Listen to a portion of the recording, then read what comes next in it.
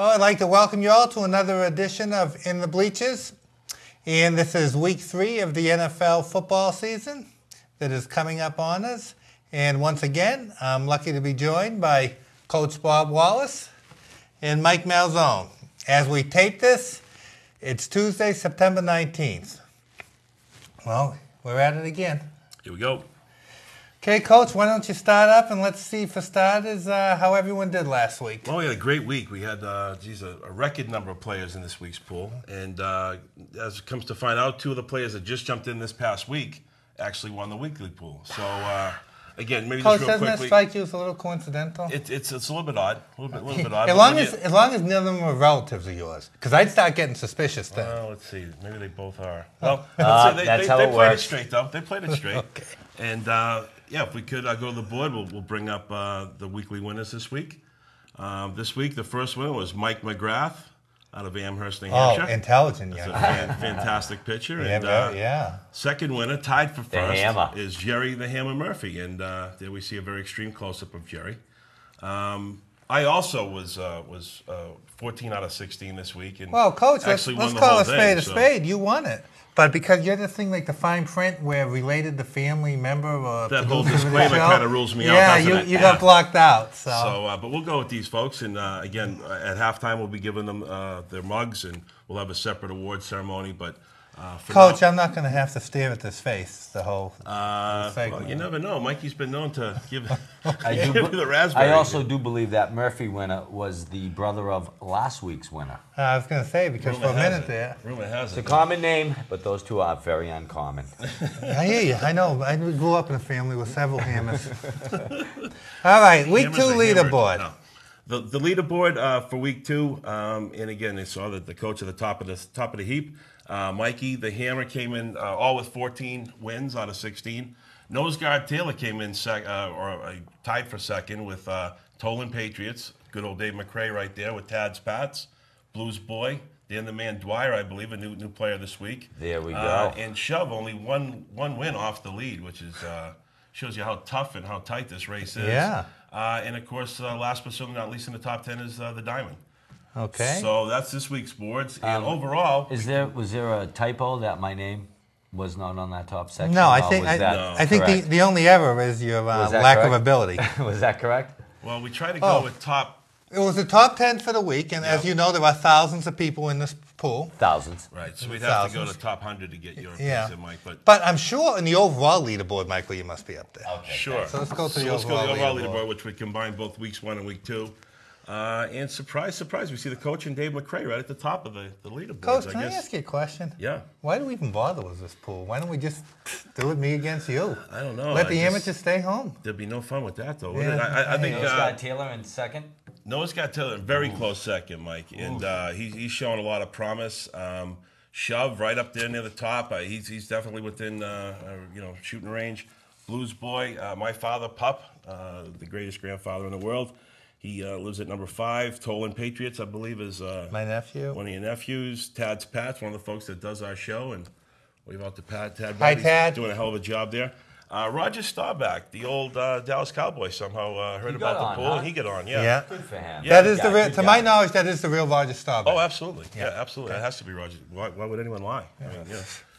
It's the internet. It's got to be true. Yeah.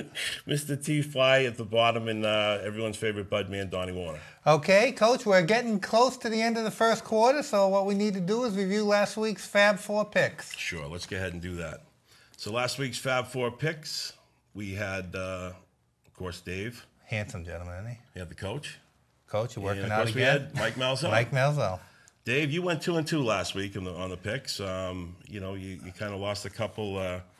I believe you had the Pats was your winning pick, and you had Dallas, but you also had Miami and Pittsburgh. Yeah, and the those were both Dolphins, losers. twice. They burned me Wow. 2 weeks in a row. Those were both losers. I went 4-0 in the FAB Four. I guess I got lucky, huh? Well, Coach, when you go Well, the 14 week and 2, before- you're not losing many. I think the week before you were making up for the week before. That's what it was. I was 1-3 the week before. And Malzone. And Michael finished. He had a tough week. Jeez, who would have thunk it, huh? No, he was blaming me that he didn't pick the right side of the Dallas-Washington game because Well- I had put that Brokeback Mountain picture up. Yeah. He didn't want to pick them after Well, that. I think we all agree he has issues that have to be dealt with other people, and we'll leave it at that. Let's just Yeah, say let's there's, just- yeah. there's issues that need some addressing. And it's a short I show. think we I'll can't keep really the get into bag in the paper. Let's just say you grew up in Massachusetts, and we'll go no further. that. Ooh, that's going to alienate Okay. everyone in the pool, I guess. End of the first quarter, second quarter. Let's talk a little bit about last week's Pats game, Coach. Yeah, that was a great game, huh? What a tale of two halves, I would call it. That first half, total domination. Total Yeah. domination, 24-0.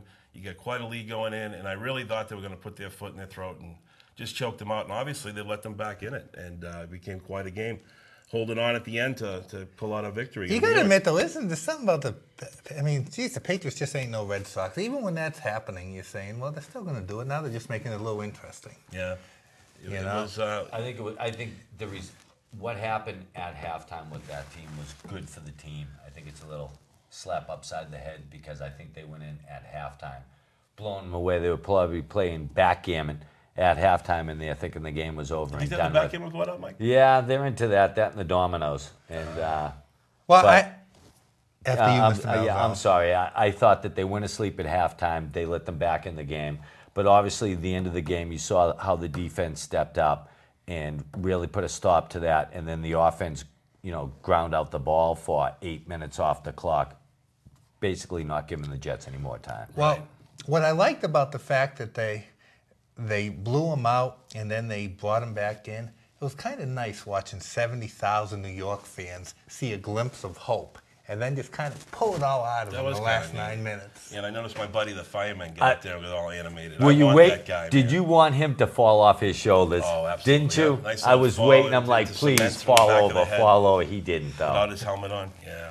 They only show him when they're winning, though, which was a very much surprise that he was still at the game at that time because we all know that Well, Jets fans. fair weather fan, Absolutely. you know him. No wins, they don't go. They stay in the parking lot and drink. Well, I mean, the Jets won a world championship once, 99 years ago. Let's put it this way. Last time they won a world championship, Joe Namath hadn't opened his first beer yet. Oof. Wow. Yeah, that's a I don't long think time Susie ago. Colbert was born yet. You're so cute. Okay, let's talk a little. First of all, I have to go on the record as owing an apology. Oh, Parking lot last week. Well, that's a whole nother there's story. pitches to be had. Maybe we can get a 2-for-1 deal with that other thing. But I was wrong about Junior Seau. I thought it was nothing but a feel-good pick. Wow. I really didn't think he could contribute. His first week, he led him with 8 tackles. Last week, he had 6. And he did a couple of close. That guy, geez, the fire, he still has the fire in him. And I really thought it was another Marion Butts. His best days were behind him. Yeah, I really This think kid- this guy's good. I think, Mike, you had it set. Yeah, I mean, you he just don't can play him taste every the down. championship. I really think that he really does. He can taste the championship. The only reason why he came to this team was for the jewelry. Absolutely. It wasn't to play another year in the NFL. It was to come here and get some of that jewelry the rest of the boys are No, but to wearing. your point, though, they only play him maybe 16, 17 downs. He's not in every down back. And actually, they went with a 4-man down front, which changed the whole chemistry of the defense. And I thought it really threw a curve at them. And So if they're playing him 16 or 17 downs, and so say 34 downs for 2 games, and he's got like 14 tackles, and that certainly tells you something about what he's doing. Exactly. quick to the ball. And our boy Teddy picking off, catching was the ball great. with his cast on. I mean, that's just. And he wanted to run. Oh, And he didn't turned run north and because south. he knew he couldn't hold on to I the still ball think with you're the going to calf. find someday that he has some magnet. I mean, Vuski, just year after year, talk about a guy knowing how to find the He's football. got that sixth sense for where that football's going. Yeah, he just Let's awesome. talk a little bit about Maroney and Dillon. Boy, what a 1-2 punch. And I think ultimately, if you look at what won that game, 24 points in the first half, but being able to hold the ball in that last quarter to keep them from coming back and getting on the field again, that was critical. And only there was a getting lot of better. third down passes, but ultimately it was their use of the run. They keep And that that's clock what they running. did at the end of the game when they needed to run off the clock to really not let the Jets back in. Exactly. And they went 70, 80 yards and really wound off that time. You know what's funny? It tells how last year was kind of a down year for Dillon. During the game, like in the fourth quarter, one of the announcers brought up clock killing Corey Dillon. Yeah. We didn't hear that at all last year. No. And the year before, that was the regular catchphrase. The only where I heard it was, where is clock killing Corey Dillon? Yeah. It certainly wasn't last year. He was banged up. Do you think he's going to be able to handle the maturity part of sharing the carries? I'm not convinced he can. I really ain't. Well, I guess time will tell. But I mean, clearly they've been nothing but camaraderie and playing nice on the Oh, sideline. it's all good. Dave, but what I'm saying is, what you're getting is you're also getting the 60 or 70 yards that come with two guys carrying the load, as opposed to having those. I mean, those 1,600 yard seasons are happening this year. No. So far, the first two games, our running game has been a combination of Maroney's yards and Fox yards and Dillon's. But you go from averaging, say, relying on Corey Dillon completely, you might break 100 yards, have 110 rushing. With both of these guys, we're consistently putting up 150 You to will 160 not. yards. You will not see complaints from Corey Dillon. You will not. He's at another stage in his career and in his life, and he gets it. And he gets it. Everyone on the Patriots get it, because if you don't, you're gone. Yeah, obviously. See you later. We'll get a draft pick for you. Well, the other the other thing too was having the depth. Isn't it good? I mean, last year every time Dillon went down, you're saying, "Oh, geez, Patrick passed." Now, if Dillon, you see Dillon like he got hurt towards the end of the game. Right. We don't know how bad he was hurt, but I'm saying, oh well, that just means Maroney will be carrying the ball You twice didn't as feel much. as bad, did No, you? Yeah. no. You're just giddy, no matter who's they're handing the ball off to. You're not worrying about somebody dropping it, fumbling it, and they're running Giddy. really hard. Who uses words like giddy, Mr. Well, Malzone? when you Giddy. get- Are we getting back to giddy up? Yeah. When you see those guys come out on the field, and you know they're going to hand it off to them, you jacked. Well, guys, this has been a quick first half. And when we come back, we're going to have the new set. And we're going to be bringing back the Hammer and Mikey. The winners. The winners. The winners. There you go. We'll be bringing the winners. And we'll talk a little bit about the upcoming weeks. Okay. Have a good halftime. See you in a Well, welcome back from halftime. Morgan State was tremendous at halftime doing their standard big band march. Well, anyway, Great it's band. third quarter. Aren't they something? band. I miss the bands at halftime, don't you? Yeah. I like these things that blow freaking fireworks into the sky and smoke everywhere. Give me an old-fashioned Morgan State with a nice Marching drum and band. bugle corps. It's the American way. Maybe we can Apple talk to pie, Hammer into ice giving us cream. his... We can do it. All right. Well, anyway, I'm very happy to welcome Week 2's winners, Winners. Mr. Mikey McGrath and Mr. Jerry the Hammer Murphy. Thank you, Coach. Thanks for coming, boys.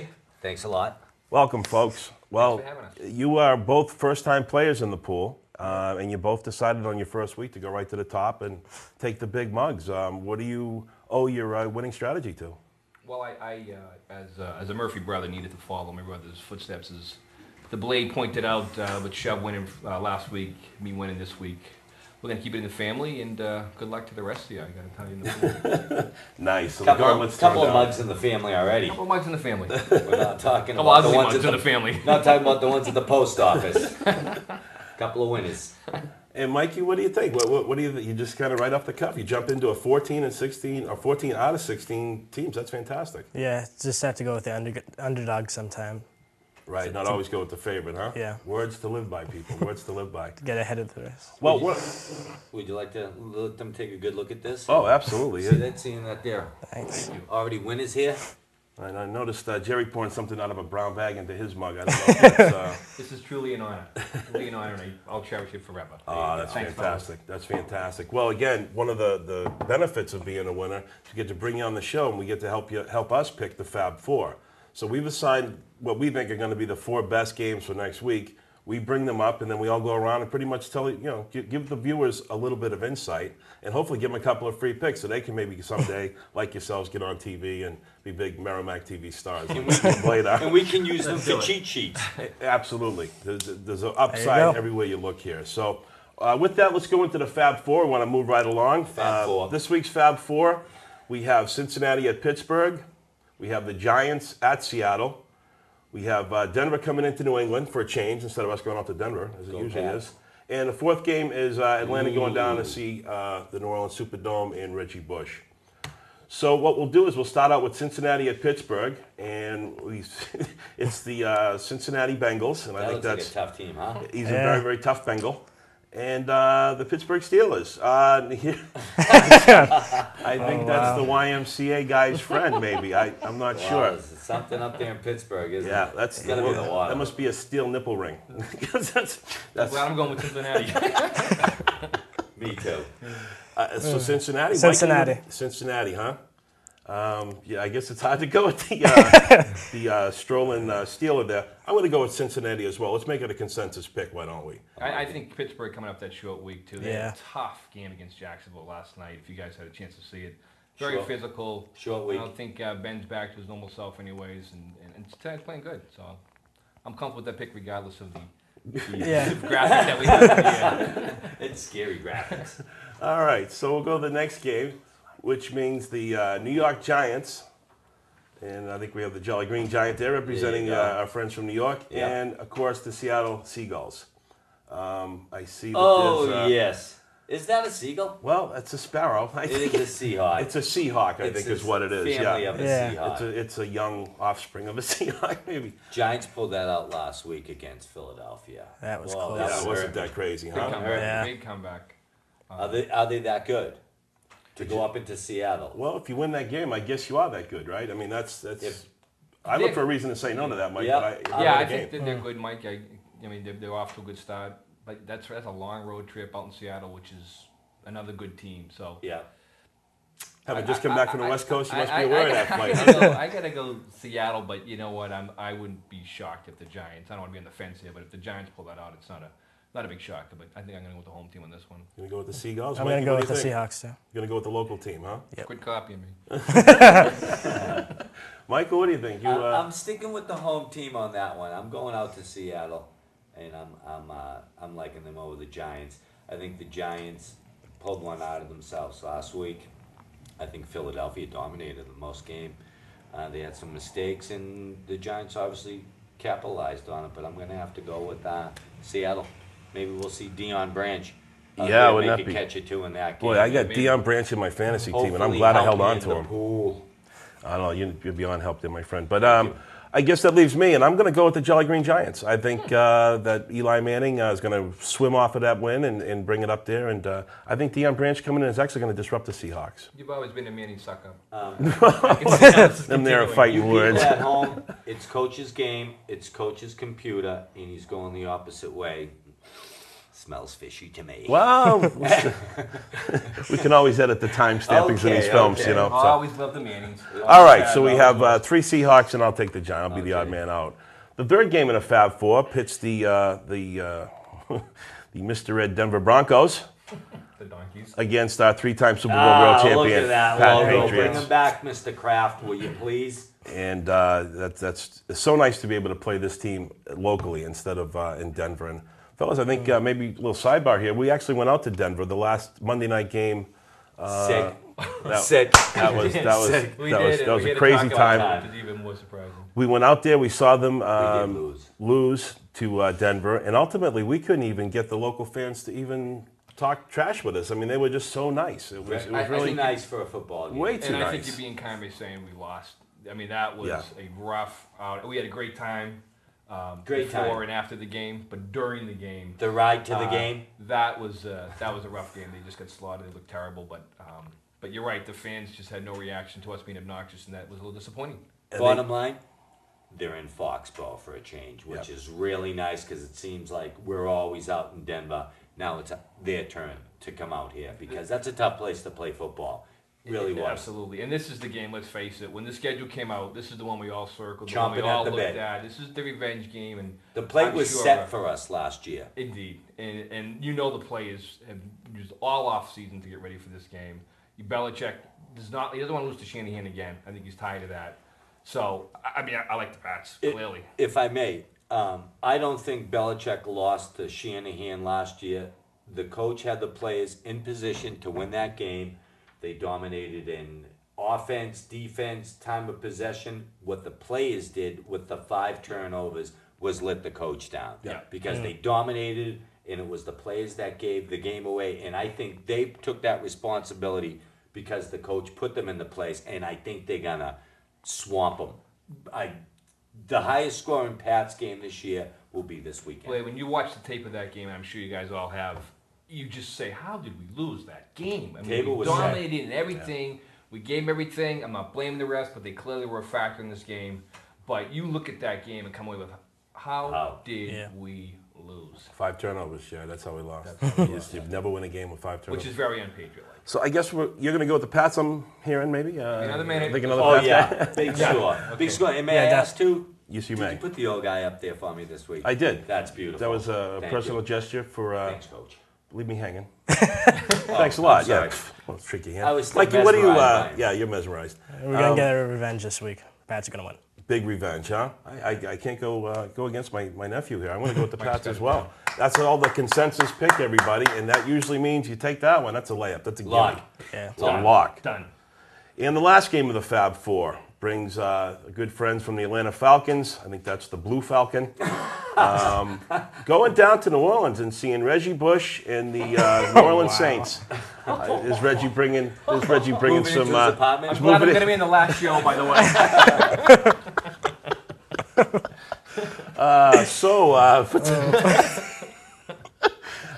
the Blue Falcon and Reggie Bush. What are you thinking? Tough one. I think there's Yeah. a lot of outside things. It's the first game in New Orleans, since the flooding incident. I think Atlanta's playing great football right now. And I think I'm going to lean with them, but I do think there's going to be a lot of emotion in the refurbished Superdome. Yeah, no, I know. And, 20 some odd years ago, we were more like 30 some odd years ago. I guess, believe huh? there's still a dent in the wall from my friend Coach's arm. We went down to the first Super Bowl, and we were in that Superdome back in January 26, 1986.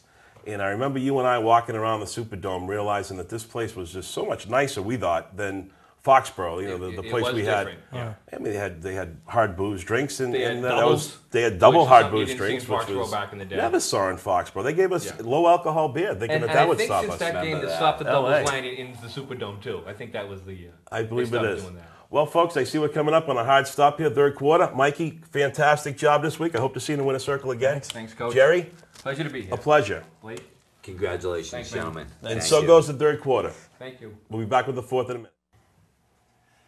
Okay, and welcome back for the final quarter here. Well, Coach, no offense, but as we're trying to wean you into the hosting duties. I'm learning, man. I'm learning. I Well, love you for the get best. the final picks from the guys. I mean, I noticed that you always make sure you get your picks in, and then everyone That is else you all say right. time to go. So what do Oh, we dear, got right. for Jerry and Mikey's picks? Mikey, who do you like? You like the Atlanta Falcons, or The how about New Falcons. Orleans? You like the Falcons going in and ruining their 2-0 season down in New Orleans, huh? Yeah. That's probably not a bad pick. I think myself, I'm going to go with the Saints. I think they're going to have so much momentum in that building. It'll be really hard to beat them, but a close game. Yeah, Jerry? I got to go with Mike on this one. I think Atlanta's going to pull out. I think there'll be a lot of emotion in the beginning of the game, but as Ron Meyer said, there's a lot of emotion at The Alamo. At the Alamo. What happened there? I love Ron Meyerisms. Great man. Dave, I'm sorry. I clearly neglected to get those picks in the third quarter. I stole some of the fourth quarter. That's all right, Coach. But, sir, we're going to... Well, we're trying something Ball's in new. your court. We're trying something new this week. We're basically stealing from around the horn where they do buy or sell. We're calling it touchdown or fumble. We're going to go quick around the horn a few times, make a statement, and find out how we all feel. So we're looking for quick, fast answers, gentlemen. Okay, we'll start off with the Hammer.